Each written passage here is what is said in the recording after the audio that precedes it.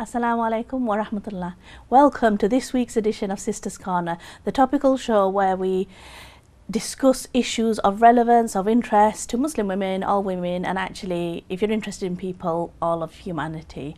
This week, I'm very, very privileged and blessed to have with me a local poet who's going to share with us her art, as well as her personal journey and the role that poetry has in her life currently and the journey that she's been on. So I won't say much more because I think it's better to hear it from the poet's mouth herself. And so I'd just like to welcome Shirina Sati. Assalamu alaikum and welcome. Salam. Thank you for having me. Oh, it's such a pleasure. I'm so looking forward to our show together. Thank you for taking the time out. No, thank you for having me. Yeah, really glad to be here today. Fabulous. So I'm really excited because I'm a dabbler in poetry, and I say dabbler because I enjoy it, and for me it's like therapy. It helps me work things out. So I always love talking to other people about their poetry and their work, and you know what role it holds. So if you wouldn't mind, Shirina, you're Bradford based, yeah? And you look really young, I must say, but you know that doesn't mean you can't be creating wonderful things as well. Clearly you can. So what got you into poetry? Started when I was about 7 years old. Poetry came to me through my childhood. My childhood was quite dysfunctional.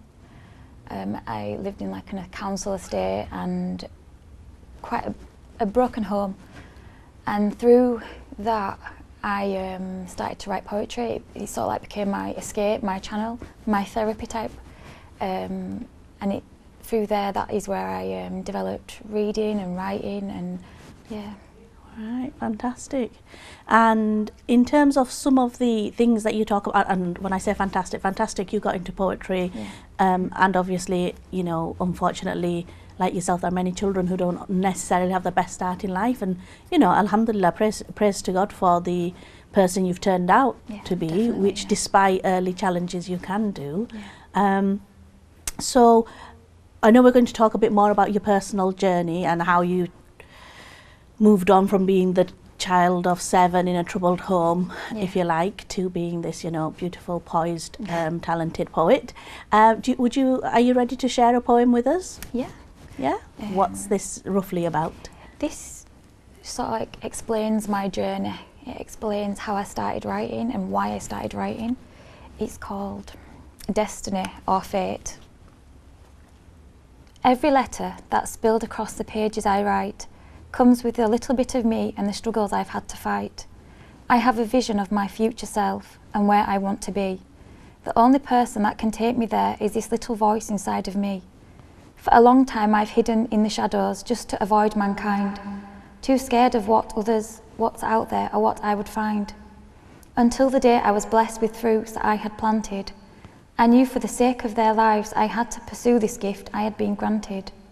I wanted to give them a childhood that I only had a glimpse of when I closed my eyes. A happy home filled with laughter, not heartache and cries. I needed to release the emotion inside so my spirit could be set free. Writing was my therapy. It allowed me to grow and become who I wanted to be. Nothing has become easy. Each struggle is a blessing in disguise. At the time I cursed life, but I put my trust in God for He is the all-knowing and the all-wise. I don't like to plan my future. I just flow with the waves and swing against the tide. For you never know what tomorrow will bring and who will be by your side. Life can sometimes take you off course and your path seems unclear.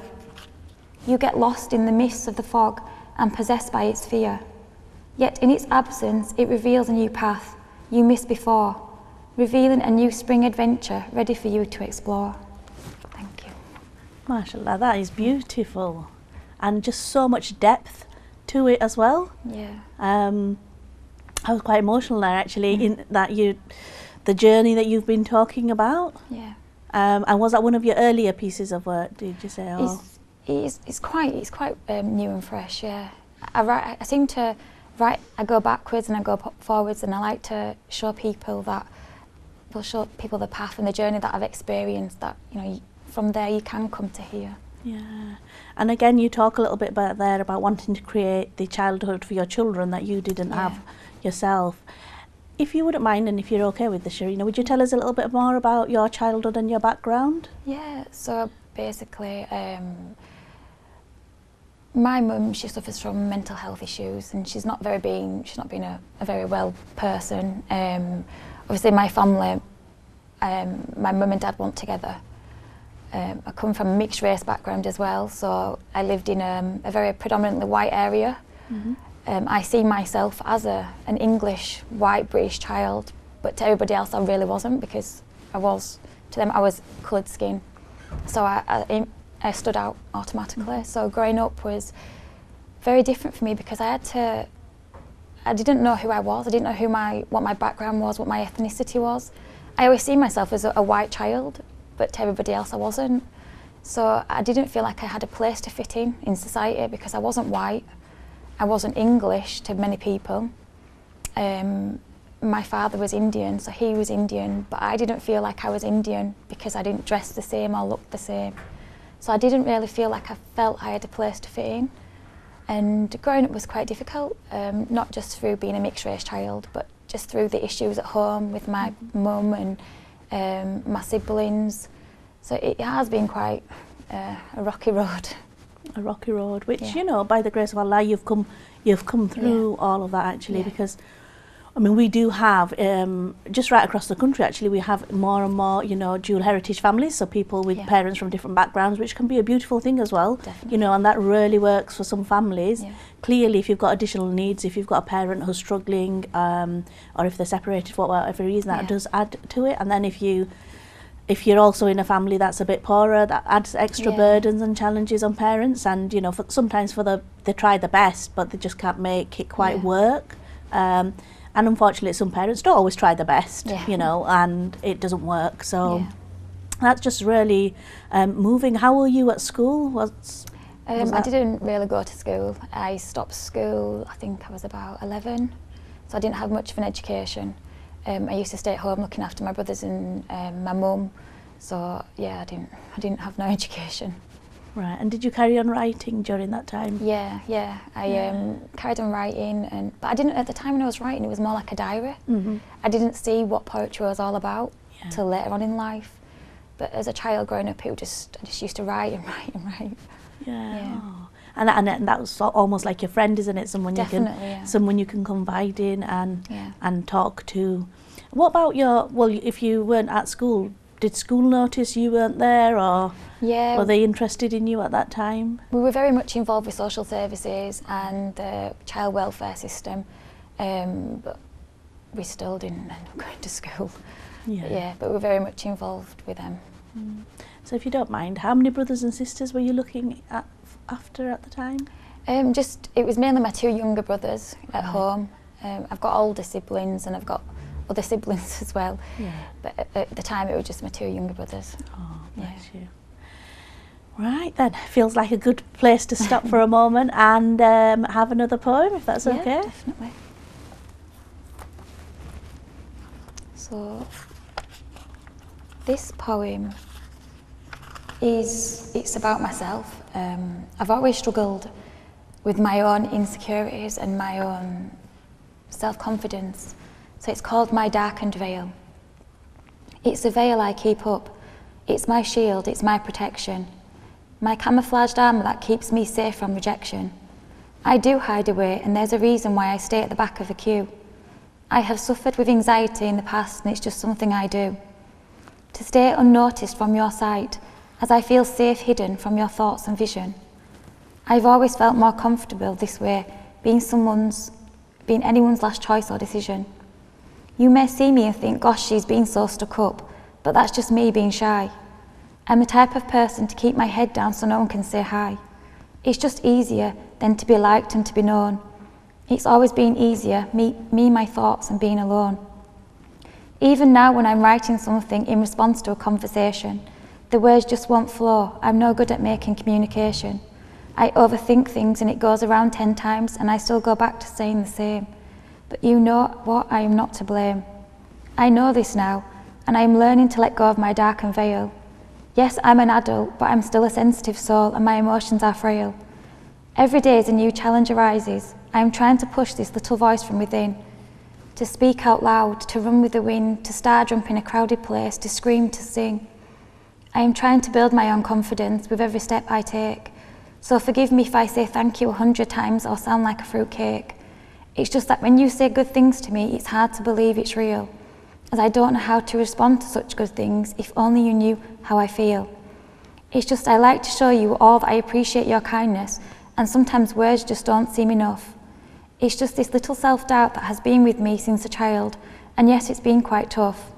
Despite that, I choose to keep taking these little steps of pure light, for one day I will have my full vision and the darkened veil will be out of my sight. Thank you. MashaAllah, that is beautiful. And you know, it's interesting because I am pretty certain that poem will resonate with so many people. So as you were reading, I was thinking about my younger self, and particularly when you were talking about shyness. Yeah. And there's no one who'd describe me as shy now, I must say. But that's how I used to be as a child. I used to swing between being really precocious, and I always knew my own mind, and I was quite happy to share it. Sometimes the adults around me weren't particularly happy to hear it, but including my teachers. But I would, you know, people would say I'm a little bit shy and etc. And I remember my sort of background is youth and community work, so I was doing some training, and in the session I said to everybody, well, you may not realise this, but I am quite shy. 30 people who I didn't know just started guffawing with laughter, and they were like, you are absolutely, I think I was about 23, but you are absolutely the last person that we would ever describe as shy. Yeah. And it's really interesting because that thing about confidence is, I mean, that is beautiful, where sometimes you don't realise that you've been on that journey, and the position you're in now, you know, the state you're in, that it is actually confidence. Because I'm sure you've heard that saying where they say, fake it till you make it, or you're like a swan, you know, so the swan is always calm on top, and underneath the feet are, you know, their legs are splashing away, you know, but on top they just look so serene, like it's effortless. It's almost like they travel on a prayer, don't they? But underneath there is lots of hard work going on. And honestly, that for me, I was 23 or 24 at that time, where I just thought, oh my God, so maybe I've been trying so hard to be confident and clear and articulate and express myself, you know, strongly, that I hadn't noticed that is what other people now saw. So that was quite a revelation. So I don't know when you wrote that poem, but you clearly have been on a journey of self-confidence and self-growth as well. Yeah, definitely. That was one of my first poems when I started sharing online. And I remember when I first read it, I was so nervous. I still get I am still quite nervous, but it comes with time. But I have come a long way since that poem. Yeah, absolutely. And I've heard you read, obviously, in another setting as well. You know, and everyone gets nervous. It is interesting because for my day job, if you like, I spend quite a bit of time talking to people in groups, etc. But when I've shared my poetry, I get really nervous. Generally, I don't get nervous, but it's you share a little bit more of yourself, don't you? Definitely. And I think that's amazingly brave. But you also inspire other people, because like I'm telling you, that poem spoke to my younger self, but also in different situations we all get anxiety and we get a little bit stressed. But what I'm taking from your thing there is you've come a distance, and you know you've got a bit more journeying to do, but you're confident that by the grace of God you will get there as well. So that was really moving for me, actually. And then the analogy that you had there, the sort of imagery of the darkened veil. What do you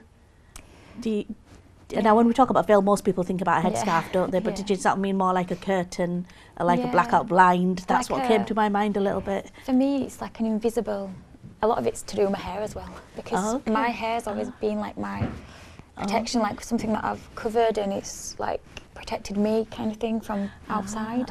So your bangs. I've always had this. It's sort of like covers to hide your face a little bit. And it's always been like my invisible veil that's kept me safe from everybody else. So you can see me, but you can't pierce through this kind of. It's just like my own little protection. That's really interesting, because we all do wear masks as well, don't we? And obviously not real masks as such, but you Yeah. know, some people actually do wear makeup, some Yeah. people wear a hat, some people wear, you know, Yeah. whatever it is that makes you feel able to cope with that day on that day in Yeah. your own way. That's not necessarily a bad thing, Yeah. is it? So obviously some things knocked your confidence as a child, Yeah. and then you didn't go to school, like you say, for a long time. Yeah. When would you say that you started to develop your confidence again? I think And it's in can my you- adult. It's, Can you remember what it was that got you going? Yeah. Well, it's actually not been that long ago. It's been about since I started sharing online with my poetry. My poetry is the reason that my confidence has blossomed, because if I hadn't had that, I wouldn't be doing what I'm doing now. Right. And my first step towards that was Bradford Library. Right. It was International Women's Day, and I took this step to go down and be part of a zine that they was doing down there. And it was just one random day, and I'm like, I'm going to go do it, I'm going to do it. Because normally I just stay at home, look after my kids, and I wouldn't really venture out. But I thought, I need to do this, and I did it. My sister came with me, and I went down and I met some wonderful people, and I haven't looked back since, and that was the first step towards boosting my confidence and just breaking free. And how long ago was that? Last year. Is that all? Yeah. I got the feeling that you'd been writing a lot longer. Yeah, I've been writing, well, I've been writing for forever, practically. Yeah, as in, in terms of sharing as well. But sharing online, it's been about 1.5 years. Okay. Yeah. Fantastic. And actually, viewers, we should say that Sharina, if you do want to read more of Sharina's work, you're online as Momentous Treasures. It is, yeah. And is that a Facebook page or a website? It's a Facebook page. Yeah. So if you look on Facebook and it's Momentous Treasures, and you do share your poetry on there, and you have quite a fan base actually, I've noticed as well, which is good because you know, this is the thing about poetry, all art anyway, it's very subjective, isn't it? It's different people respond to different kinds, and it's really interesting because a couple of years ago I did something similar where I would share things on Facebook and I'd have friends going, oh, that's really nice, and I just thought they were being nice to me and kind, you know. So that's what I'm saying about those inner insecurities. And I used it to sort of like talk about world issues like the refugee crisis or immigration. So I would use it to sort of process the world that we live in, and in a way I wouldn't talk a lot about inner stuff because it was just a bit more painful. So you know, when I say painful, it takes a lot more confidence to share. So hats off to you. And so people kept saying, oh, it's really interesting what you do, Amria, and really like it. And I was like, I think they're having me on a little bit. So then I just happened to see this poster for a poetry writing workshop. And I was like, shall I go? Honestly, it's so much heart-wrenching stuff going on with me at that time. And then I thought, I'm going to go. And it was a secret I kept for 6 weeks. It was only a 6-week course. Didn't tell anybody else, not another soul, neither at work nor in my own personal, you know, family. But I loved it. I love that, you know, little bit of time in this small group, meeting new people, just sort of exploring whether or not. And I remember telling the other poets and the lecturers or tutors who were there, who were all published poets, so really talented people, and saying, actually, I'm just trying to understand whether my friends are being nice to me or whether there is something more to my writing, and maybe whether I should explore a little bit more. And oh, bless them, they were lovely. I mean, they're never going to really say you're rubbish, don't do it again, are they? But genuinely, you know, you can tell if someone's being genuine, and they did genuinely say you must go and explore a little bit further. And over time, actually, you know, I have started to feel more confident to share work that shows a little bit of me inside it, you know, and not just me processing the world, but a little bit of me working out who I am. So, you know, when you say you're not that confident or you've just got I think it's huge when you share, you know, a lot of your inner self. Fabulous. So I think we could possibly have another poem, and then I just want to talk to you a little bit about your sort of teenage years and, you know, your spiritual journey, if that's okay. That's fine, So I've got, I'll just have a look. You've got a collection, so we'll have to show these up as well, won't we? I described you to someone as prolific today. What I mean is you clearly have a lot to say and a lot within you, so... I wrote this poem for National Poetry Day last year. It's called What Poetry Means to Me. Poetry is the light that ignited in my heart. It was my freedom of speech when my world fell apart. A child lost without direction, caged within four walls, no one else could see. A little girl, just a child, screaming out, yearning to be free. I created my own magical place, you could call it an illusion, where I spent my time composing poetry to escape from all the confusion. Poetry, born through pain and the will to survive, to breathe, to live, to feel alive. Poetic words flowing endlessly, like the wind blowing in the breeze. With each word whispered, it brought me such ease. Poetry is the power, it is the fire that burns deep within one's soul. A mind consumed with emotions and only words that you can control. Poetry was my escape, trapped in the darkness without no light, granting me sweet vision when there was no path in sight. A beacon of hope shining down, showing me the way, granting life, for poetry inspired me each and every day. Poetry, flames of passion flowing freely from one's mind, writing about life experiences or the wrongs of mankind. Poetry is the art of expression, for it can be both a blessing and a curse, to feel everything so deeply in the whole universe. Channeling the poetic vibrations, for poetry gave me life, locking away my childhood memories and stopping the suffering and strife. Poetry quenched my garden, allowing me to flourish. Inspired by life and poetic words, I sought knowledge that helped me nourish. Poetry is more than a few words shared. It's raw passion, it's the electrical surge during a thunderstorm. It's life-changing, and it gave me hope and the will to survive through poetry, this poetic art form. Thank you. Wow, it's so personal, isn't it? I remember having once to write what poetry was, and I think I had 8 sentences of about 3 words each. And that's the thing, isn't it? It's so personal, is all of this. And in your poetry, and the 3 that we've heard from you, you do talk a bit about poetry giving you life and helping, you find your way. Could you just say a little bit about why or how that is? I feel with poetry, when you've got problems and issues, I always say that it's harder to write when you're happy. When you're sad, it's a lot easier because words just flow. It just flows and flows.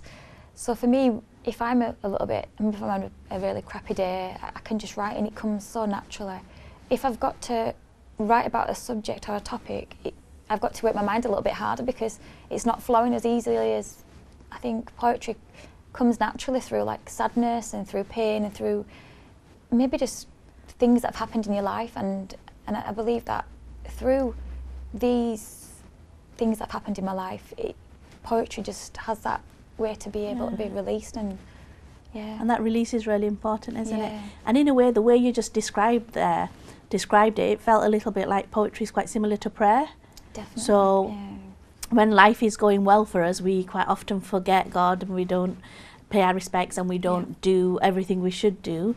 And as soon as life takes a downward turn or something upsets us, and then we're, and we're supposed to do that, absolutely. But that is when we also return to God and we, try to find our connection again. And it is interesting because I think there's been artists, I think it's the person who wrote Beatrice Potter books, who, when she got married, she never wrote another story again because she was happy.